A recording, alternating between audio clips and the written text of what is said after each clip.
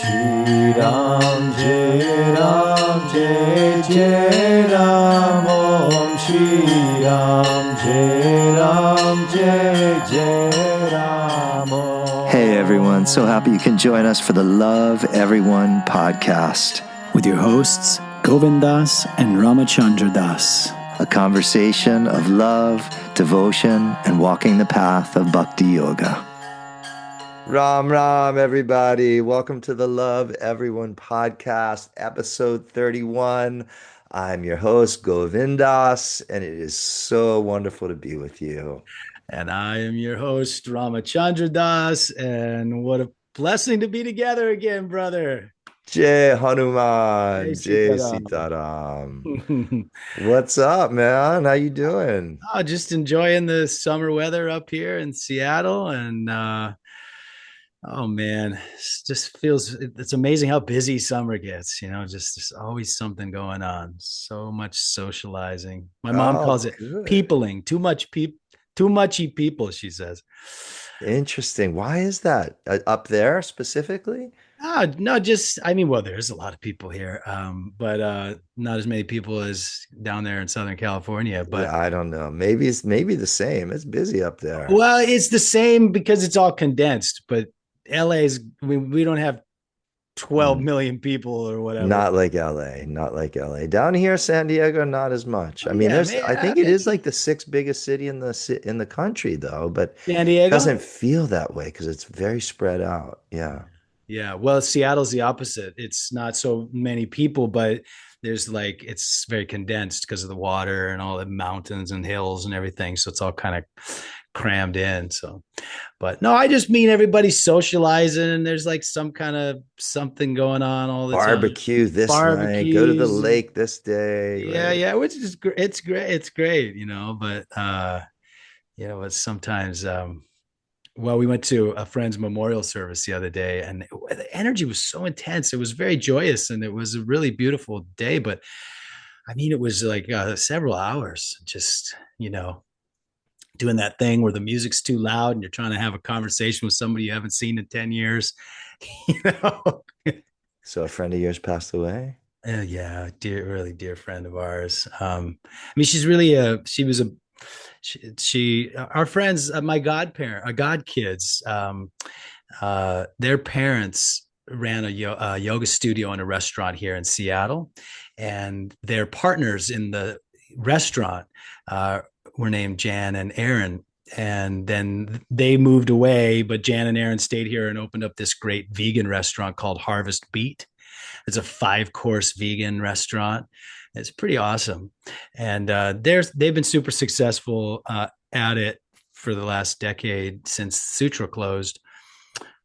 But Jan, she's been fighting, she was fighting cancer for a long time, 6 or 7 years, and she just passed away a couple months ago. Sorry to hear that. Yeah.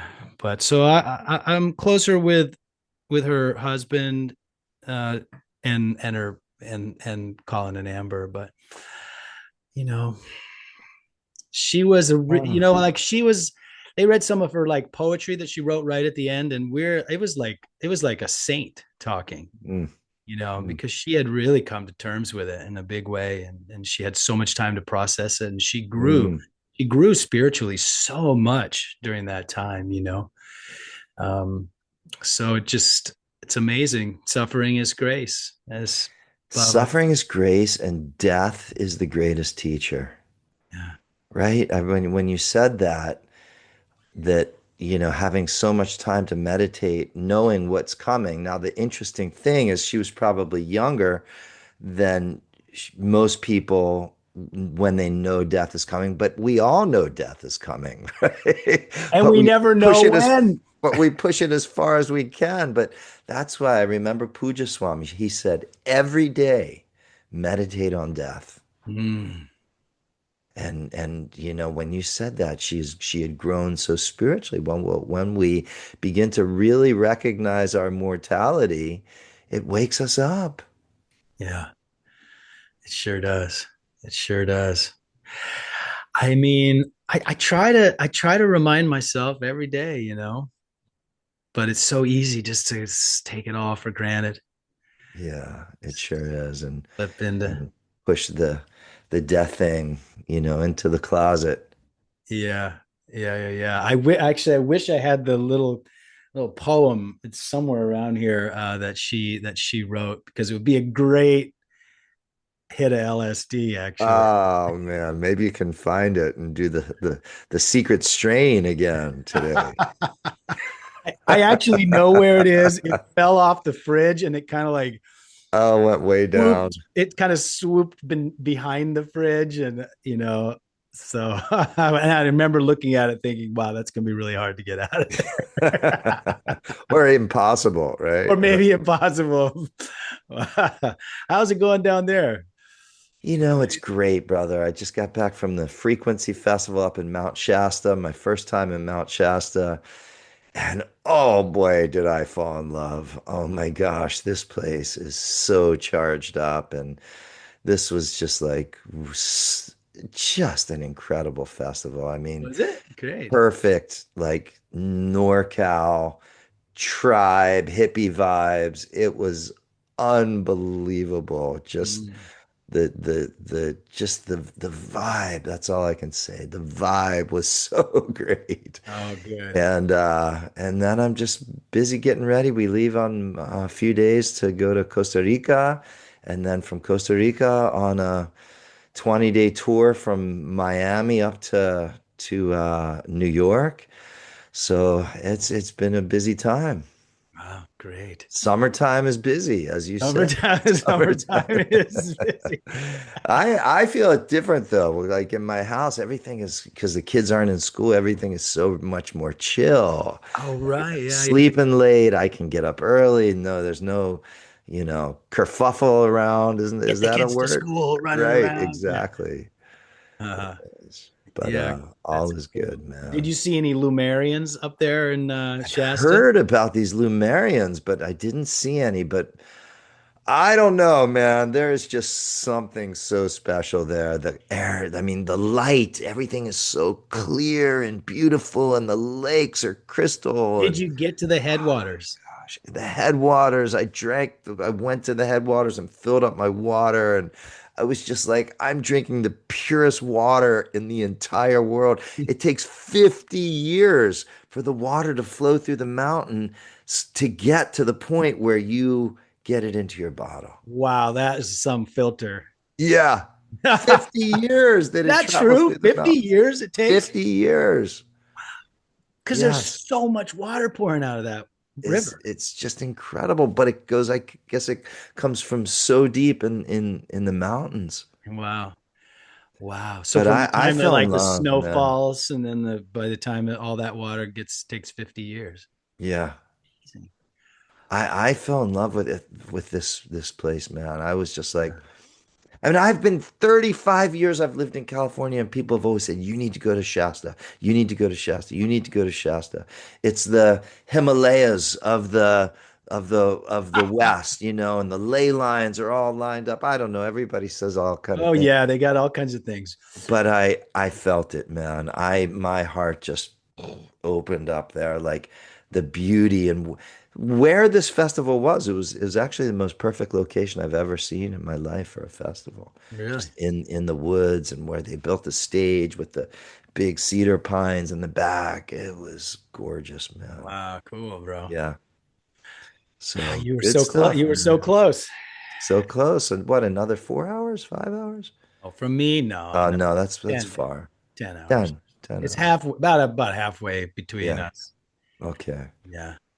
So Well, yeah, let's get started, brother. We're let's gonna do it. tell everybody we have a slightly shorter version of the Love Everyone podcast today, but we're gonna get it all At least in. that's the goal. Yeah, we're gonna get it all in. All right.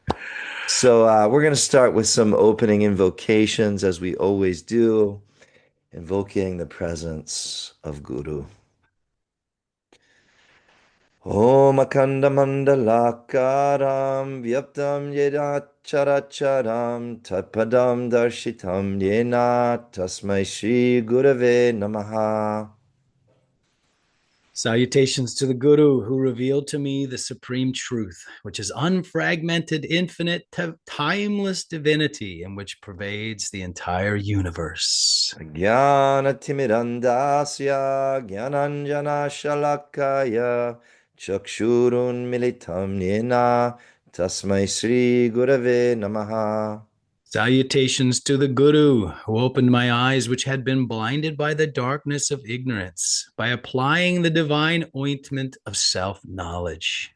Guru Brahma, Guru Vishnu, Guru Devo Maheshwara, Guru Sakshat Param Brahma, Tasmai Sri Gurave Namaha. Guru is the creator, sustainer, and the destroyer. Guru is directly the supreme spirit, both manifest reality and the absolute. My reverential salutations to the glorious Guru who resides in the hearts of all beings as the true self. Hari Om Bolo Shisa Gurudev Bhagwan Ki. Jai. Baba Neem Karoli Santa Maharaj Ki. Jai. Jai Jai Siya Ram, Jai Jai Hanuman Ki. Jai. Hey. All right. So, everybody, as we do in the Love Everyone podcast, we are going to look at a line of the Hanuman Chalisa. And we have a very Oh, special line today. oh, we sure do. Very special line. It is Chopai number, let's see where I am on my sheet right here. It is Chopai number 28. And it says, one who brings any yearning to you obtains the limitless and nectarous fruits of life. Say that one more time. One who brings any yearning to you obtains the limitless and nectarous fruits of life. Ora manorata jo koi lave, soi amita jivana palapave. Again, ora manorata jo koi lave, soi amita jivana palapave. Chopai 28. One who brings any yearning to you obtains the nectar, the limitless and nectarous fruits of life. Jai Hanuman. Wow, this is a great one. We've spent so many hours in the Hanuman Chalisa sadhana that we do reflecting on this particular line. I would love to hear what's coming through today, brother. What do you got? Well, I love that we are finally getting a chance to do this here in the podcast because I feel like that maybe we have slightly different views of this line, Yeah. you know, and and they probably knowing the complexity of the great mind of Tulsidas and the complexity of this Chalisa, that it's very possible that all of the meanings that we've discussed are part of this line. But you know, I think ultimately, though, what I think is what comes through every time is just, that we are so, like, our human existence in the material world is so consumed with satisfying our desires. Like, it just seems like so much of our life is completely completely consumed. I use the word again. It just feels like our desires are consuming us almost, and we've been trained to be consumers, and that we're just like, on some levels, people are just like these, the people, meaning me and you and all of us, are like, I'm getting this image of just like this sort of blind Pac-Man just gobbling his way gobbling his way through the world, Desires. Yeah, desires. And of course, and that's beautiful because in Pac-Man, right, you're always trying to get those fruits too, right? In the corners and stuff like that, they'll have the little fruits and you get extra points for those. Oh, I love those. Yeah. Yeah, I love it. It makes that yeah. great sound when you gobble one. Yeah, it's a big chomp. Yeah. So, excuse me. So, this just seems to be like our predicament. It's just like, how do we deal with our desires, and then there's so many different spiritual teachings, get rid of your desires completely, or embrace your desires and follow that. But what and Tulsidas has given us just a beautiful prescription here. He says, take your yearnings, take your desires, and give them to Hanuman. Give them to Hanuman. And then he doesn't say that, specifically, he doesn't say, bring a yearning to Hanuman and Hanuman will satisfy that yearning. He says, bring your yearnings to Hanuman, and if you do so, you're going to obtain the limitless and nectarous fruits of life. And that limitless word, which we just kind of discovered recently, this word Amita, for the longest time, right, we had this translated as just the fruits of life. But then you discovered, I think, just on our last round, but after 28 rounds of this, that this Amita word also has a meaning. Amrita is what we were thinking it was, but Amita is this limitless thing. And it reminds me of that concept of like, you have a limited view of your life. God sees the whole picture. God, Hanuman, Ram sees what your life truly could be. And you are always dealing with a kind of a dimmed view of it, because the ego and the yearnings and those desires and all this stuff is so strong that we, I think, limit ourselves quite a bit. So that's that's just the first part of this, that's coming through is like, if we give our yearnings to, instead of like even getting overwhelmed with what to do with our yearnings, we just give them to Hanuman, and then Hanuman gives us even more than that, because our yearnings are caught up in being limited. But when we actually give them away to Hanuman, then Hanuman can be like, there's kind of like space. You always say space for grace. In this case, there's like, if we unburden ourselves of our yearnings and we give them to Hanuman, now there's space, and Hanuman can fill that space with as much limitless and nectarous, experience that we can possibly imagine. So I had another thought, but it's left me. But I'm going to pass it back to you. I'd love to hear your thoughts this morning, and maybe that'll come back to me. Oh yeah, I love this line. I feel like, I don't know where I've heard this, but along the way, and I think maybe this is what you mean, where we may have different views upon this, is that I get the essence of Tulsidas reinforcing this sort of recognized understanding amongst people that are brought up in this culture, that Hanuman is a vrikshakalpa, Mm. which is a wish fulfilling tree, essentially. And I think this is what you are sort of, recognizing, that maybe our differences in this, and that I always go back to this place that Hanuman is this wish fulfilling tree, that you give whatever you want, you give it to Hanuman, and he's going to bestow whatever it is you want, and then beyond what you want. And I think that's what Mm. I got from this limitless, um, this word, when we sort of opened up to this Amita instead of Amrita, nectar, Amita, limitless. So, and I know it takes it seems maybe like a little shallow, right? Like sort of baby bhakti, right? Like, what? You just give it to God and God's going to bestow everything that you want in your life. But I think what it's asking you to do is maybe the most difficult thing, and that's have faith Mhm. that if you offer it to Hanuman, Hanuman is going to give you what you want.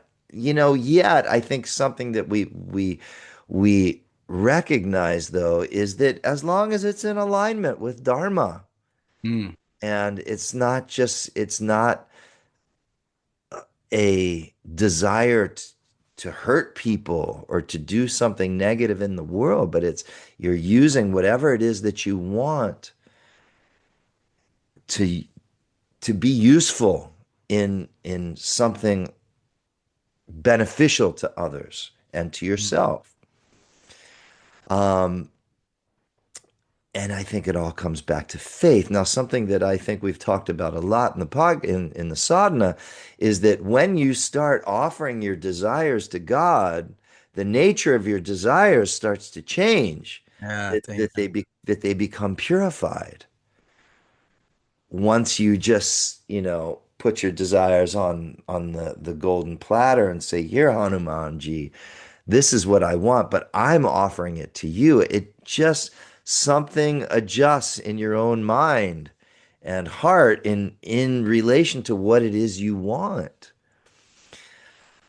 which is really interesting. But here's this weekend at the Frequency Festival in Shasta that we were just talking about. I led a early morning, 6:30 a.m. Hanuman Chalisa sort of, workshop in front of the fire. It was so beautiful as the sun was rising. Everybody was sitting around a fire. But I was talking about some of these promises. And here were some people that had never, done a Hanuman Chalisa practice, let alone not certainly even know what any of these lines mean. And I started talking about these promises, and what I saw is in their eyes, they were looking back at me like I was crazy. You know what I mean? Like saying that all disease and affliction ceases by chanting the name Hanuman, by offering Hanuman, your desires, he will bestow the limitless and nectarous fruits of life. When I started saying this, I looked out and what I saw was like, no, You're this nuts. guy has completely lost it, and this is totally like imagination, figmentation of something so off. And but I think it comes back to what we've talked about, those who know, right? You have faith and trust and Tulsi Das's words, and you've experienced the grace of Hanuman. Something changes in your heart because we know Hanuman can do anything. He's the incarnation of Lord Shiva. Yeah, well, and we also, have if you have that understanding of sort of the sub-ek and the Ishta Devata concept, and that it's so there's another concept that's in this line, which is surrender. When you bring your yearnings, you give them to Hanuman. You're surrendering them to Hanuman. And just that process alone, it builds humility and creates an atmosphere, you know um, of uh, of potential. I think, because so much of that's the thing about surrender, where it has that opposite effect. We are so kind of has such a kind of negative connotation of like losing or something, but it's losing, but it's losing, you know your ego, it's losing your mind, it's losing all those things that are actually blocking us, right? you know and so I was thinking, also that with our desires and our yearnings, like we're so trapped in our ego most of the time that we have a hard time, and we've discussed this in the sadhana before too, that we have a hard time even knowing, like you said, like as long as that desire is within alignment with dharma, a lot of times it's hard to even determine that. It takes like a lot of introspection, and the ego is fighting you the whole way because it's trying to convince you that absolutely your desire is dharmic, even if it's not. um and that I always like to think about in this line, it's like Well, Hanuman knows what desires are dharmic and what desires are not dharmic. So why don't I just take it to Hanuman? It's like, hey, what do I should do with this desire? Is this a good desire? Is this a selfish desire? Well, let's go consult Hanuman. Mm. It's like he's the advisor. You take it to Hanuman, you say, Hanuman, you decide, and in that process of surrender, which I think it doesn't matter whether it's Hanuman or Jesus or Mother Nature or whatever it is, but that when we do that and we surrender and we kind of humble ourselves in that way, that this helps us on the spiritual path. So to me, this is another part of that prescription is, and I think that, a lot of times when those ideas that you were expressing, those promises, and then seeing those faces of like, oh my God, this guy's crazy, and this is coming from a bunch of hippies in Shasta, Yeah, I know, right? that's how like locked in we are, right? To our sort of mental game of lack of potential, lack of possibility, that when you say stuff like this, the one that I always get the look is when I say Ram Nam Karanese Sab Puro Jata Hai. By repeating the names of Ram, the impossible becomes possible. I get that kind of that look you get from people like, what do you mean the impossible becomes possible? By uttering a name, a one syllable name, you know. But I don't know. So I think that's what I always get out of this one is just like Hanuman knows what's best for me. Do you know? I see. As you were talking, and I think this is kind of getting in somewhere with like New Age, Michael Beckwith, manifestation type of thing. This just sort of popped up for me like Hanuman wants the best for us. Yeah. And okay, say that about the universe, God. I do believe that. He wants the most abundant, beautiful reality and all of our deepest desires to be fulfilled. But we get in the way of that happening most of the time because we're telling ourselves these stories that we're not worthy of it. Mm. But when we take these desires to Hanuman, it sort of short circuits our what do you call it? Our getting in the way of our own desires, and the channel opens then so that the universe can, these things that we truly desire can actually materialize in our lives. Mm. Um, but do you know what I mean? Like that's kind Yeah. of in that Michael Beckwith, like God wants us to live the most beautiful life. I do Yeah. believe that. I do too. And I I do believe that. 100%. Like and it wants us to achieve the goal of life, wants us to become self-realized, wants us to see the truth, wants us to Experience the four fruits. experience the four The fruits. four fruits, right? Absolutely. So I think that that's that image that I mentioned right at the beginning of this conversation, which is that we're never going to see our potential like Hanuman will see our Mm, potential, mm, like God will see our potential.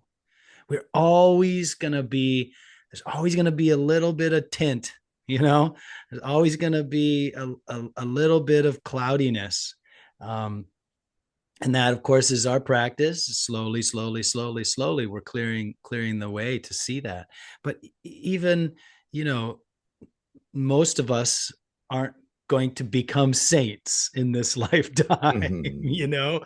and and so we're always going to have a little cloudiness, But uh, but if we just lay it at Hanuman's feet, say, Hanuman, you figure this out, Mm. you know, and This is what I want. Like, yeah, this is my own personal process. Hanuman, this is what I want. I'm sitting in front of Hanuman, I'm praying, I'm in front of my altar, I'm having darshan, I'm chanting chalisas, I'm repeating Ram, and I'm laying myself in danda pranam.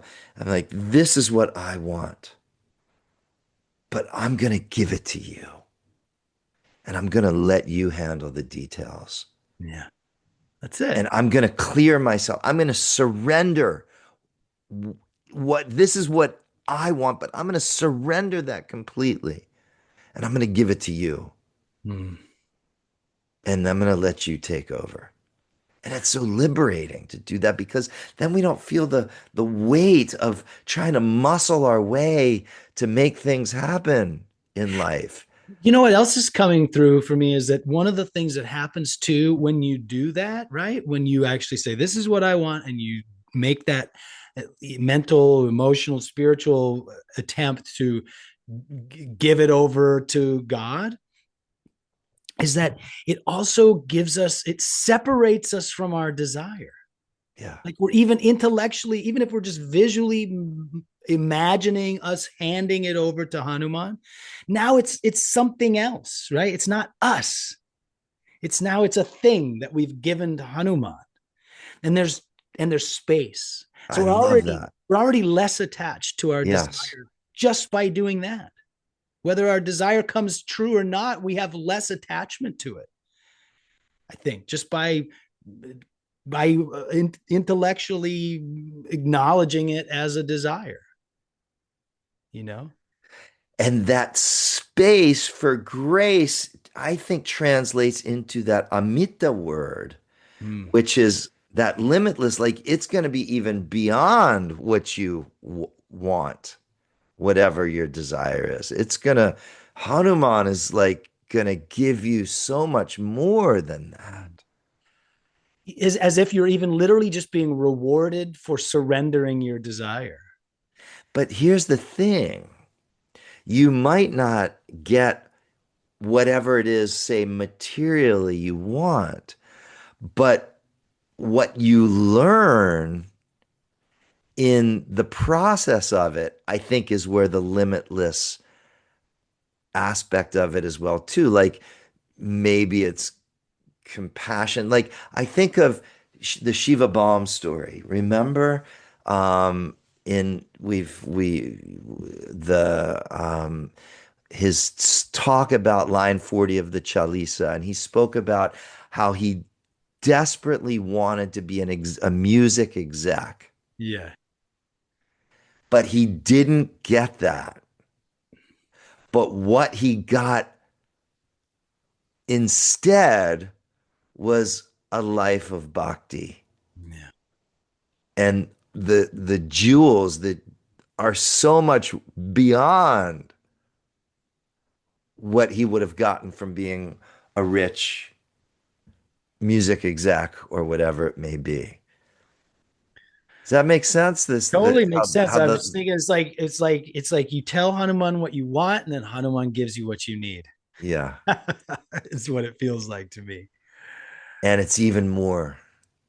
It's like You can't it's even imagine. yeah, Yeah. And I think that's the message behind this whole spiritual path of the Chalisa, is that it can take you all the way. We think, oh, is having a nice car, or in a nice house, and having lots of money in your bank account, is that all the way? No, there's too many people who get all that and are miserable. We know that, so we know that's not all the way. And all the way is something completely different. And so as part of our process with our dealing with our desires, is that we have to kind of like work through them. And if we're not, and the way we work through them with this Chalisa is we give them to Hanuman. it's a Anyway. beautiful process, and I really, I think what I'm getting just from this conversation right now is the moment you offer the desire, the yearning to Hanuman, you become less attached to it. Yeah, I that's love right. that. You become less attached to it. And with that letting go of attachment, then you're more free just to let the grace do whatever it's going to do. Yeah. Yeah, and uh, sometimes we're so attached to the desire that like the universe is bombarding us with all this great stuff and we don't see it because it's like because this one thing isn't happening, And I love that. Honestly, I think we should jump into our hit of the day Let's do it. because actually I wasn't sure which hit of the day that I was going to use, Yeah. but now after this conversation, I know exactly what I want to Go for it, for. brother. So we're gonna take a hit of LSD, everybody. LSD. What? Why did you say it like that? Do you LSD, man. I want some LSD. you sound like it's listen, will you tell everybody what LSD I'll tell everybody. When we say our LSD hit of the day, it's not that we're druggos. It's druggos? I thought it was druggy. we as a kid we used to call them druggos. Did you? Juggos, druggies, same thing. Druggos. But Okay. we say love, service, and devotion is Oh, LSD. And so we take a LSD. hit. We hear the teachings of a wise saint. Um, and we have some reflections. And that's how we ingest the OG LSD, love, service, and devotion. The original LSD. The OG. You cannot OD on the OG LSD. More the better. Okay, so No today's hangover. today's hit of the day, today's hit of the day is from Swami Shivananda. Oh, I love his quotes. God, he's got And so many good quotes. so many. Okay, and everybody, now this is the thing. What we just did last week, we sort of introduced that whoever gives the hit, the other person doesn't know what it is. Oh yeah, So this is a I new don't know thing. what it is. This is a new thing. We were making this one a surprise. So Govindas has no idea what hit he's about to take, and I'm Yeah. gonna I'm gonna give it to I'm him. so excited. It's a good one. It is a good one. Wait till Everybody, are you. you excited out there? Oh I'm my so god, I'm excited. so excited. As we were talking, I was like, oh, I know which one it's gonna be. Okay. All right. So this is from Swami Shivananda, and guess what he said? He said, crave for a thing and you will get it. Renounce the craving and the object will follow you by itself. Oh my gosh. Do you want to hear that What again? a perfect hit for today. You want to hear it again? That was perfect. I know, right?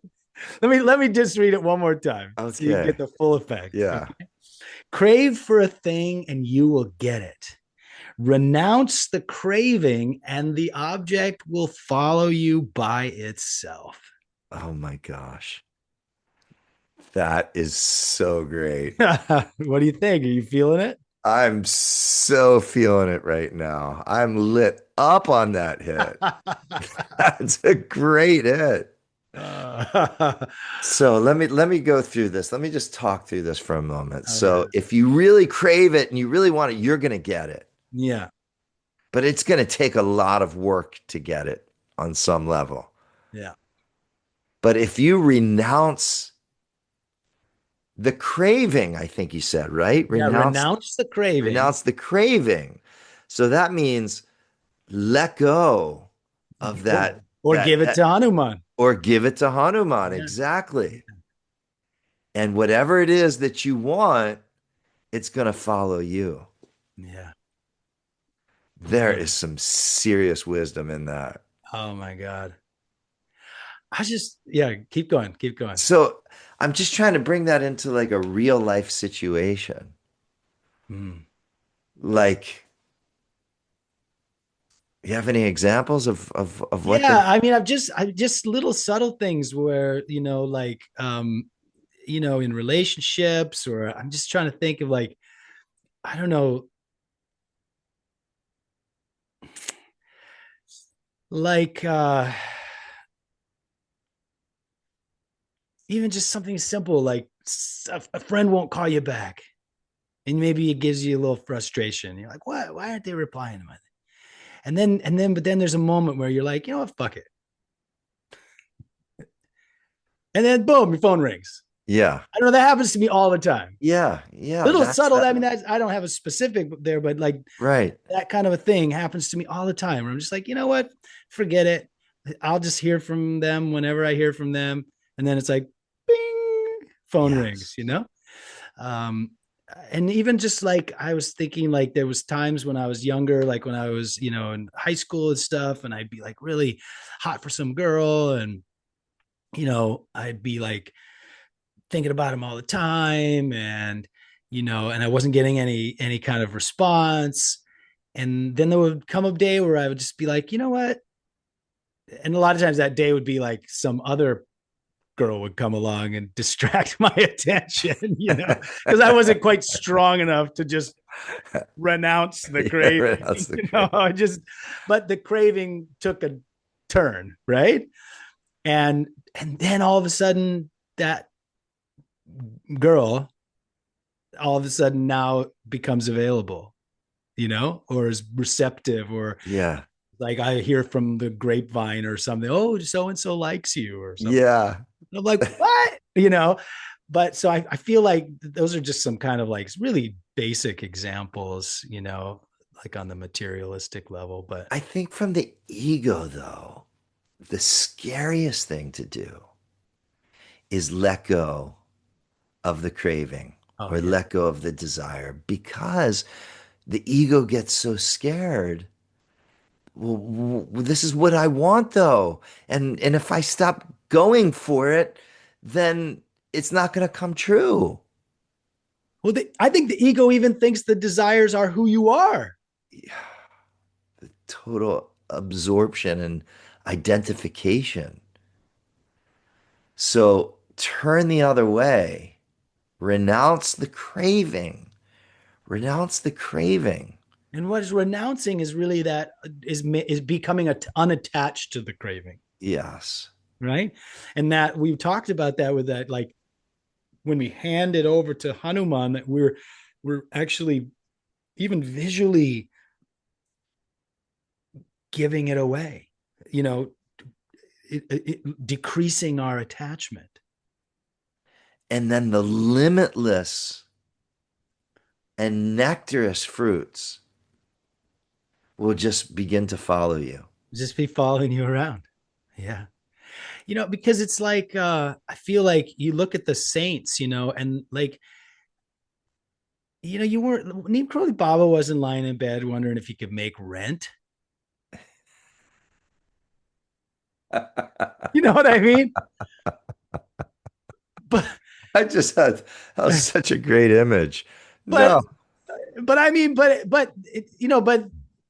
the rent was always paid, or whatever it was, like somehow I mean, they show the stories, some stories. What's the one story where he literally reached in and grabbed like 10,000 rupees out of the river, right?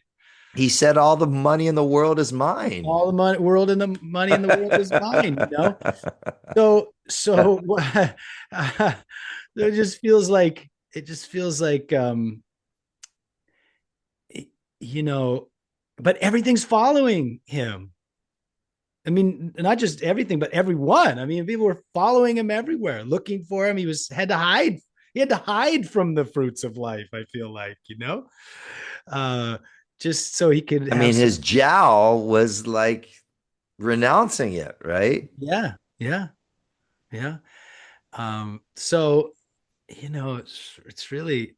I just love that idea, though, that when we renounce that craving, but I also love that he's acknowledging the material aspects of our willpower. He's acknowledging that we can make shit happen, Yeah. you know, um, that when we want something, we can go after it hard enough to get it, you know. Um, but uh, it seems like on some levels, it's harder because surrender is hard, but on another level, it's like it's the easiest thing in the world. You just let it go and you'll get everything you want. And actually the stuff will chase you, you know? I'm going to try it. How about Yeah. you? I'm going to Heck start yeah. trying. Heck yeah. Heck yeah. But I'm going to use this line 28 as well because I love, because I'm a Hanuman Bhakta. So what does renounce the craving mean? It Like just means without give it. Hanuman, without Hanuman, I don't know what renounce the craving means. That means just, oh, what? Just deny my feelings, or, it's like, Yeah. that's not, I don't have enough.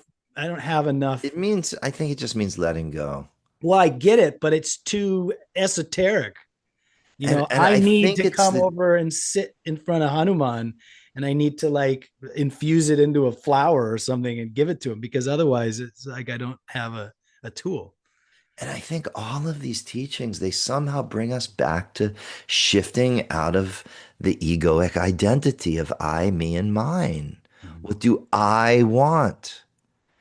That's the prison. It's the mistaken identity Okay, I have of the another one then. of the false ego. Can we take another Yes, little double half hit? down, brother, Little half double hit. down. There's also Shivananda, and this was another one I was considering using, but I love this because you mentioned I. So illness begins with I. Wellness begins with we.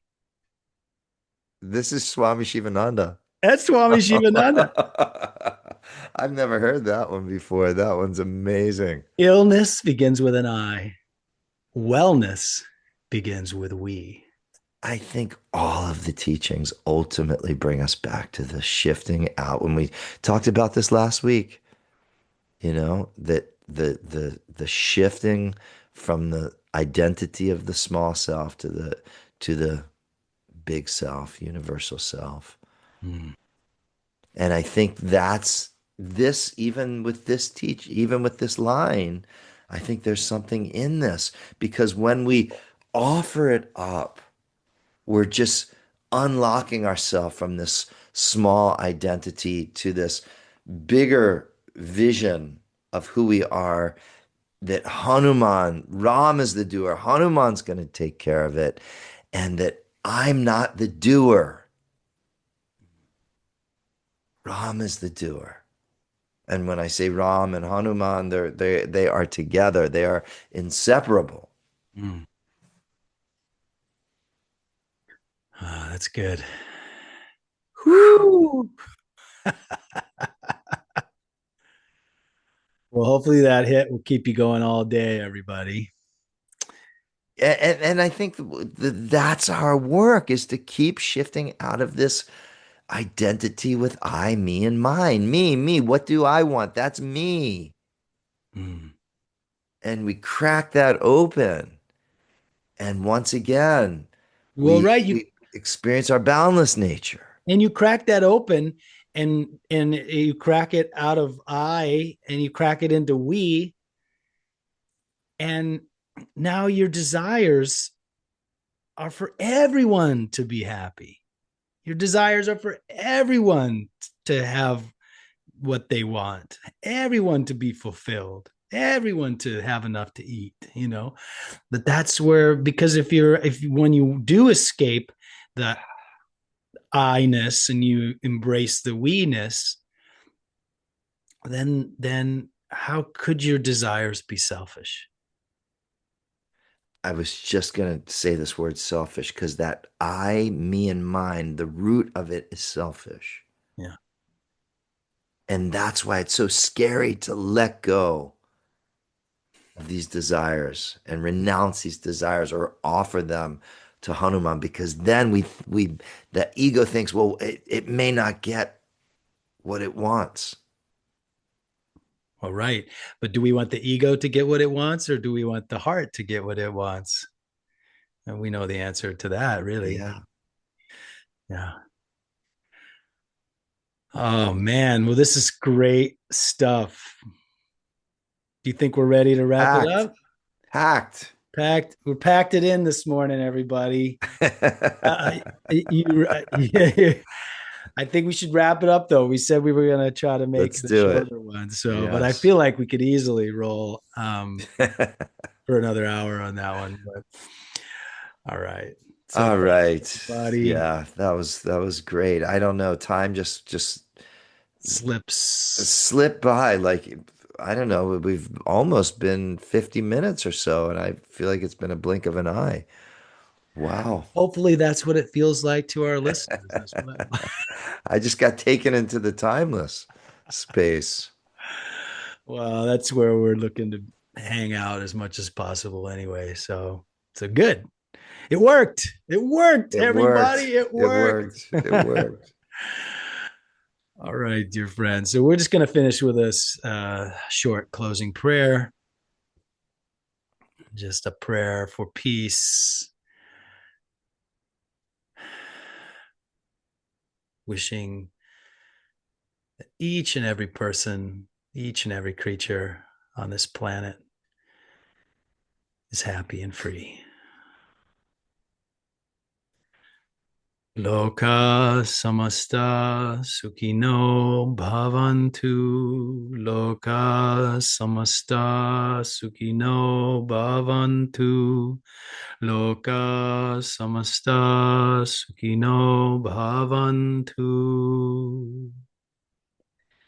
May all beings, including ourselves, be happy, be well, and be free from suffering.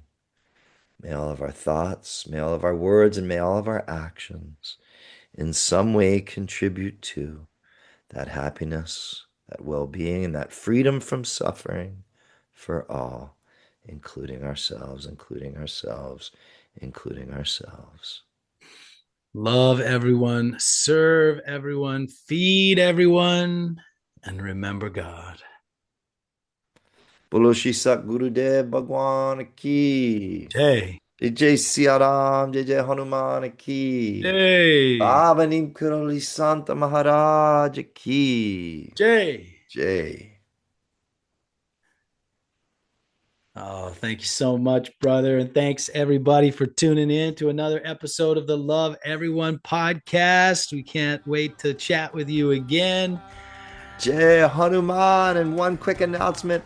Our next LSD retreat in Encinitas, California, September 12th and 13th. So please come join us, everyone. Love, serve, and devotion. A Hanuman Chalisa immersion in Encinitas at the Temple of Joy. We'll see you there.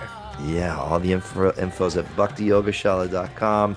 We'd love to have you join us. Brother, I love you so much. Love you too. Take it easy, and we'll do it again soon. Jai Sitaram. Jai Hanuman.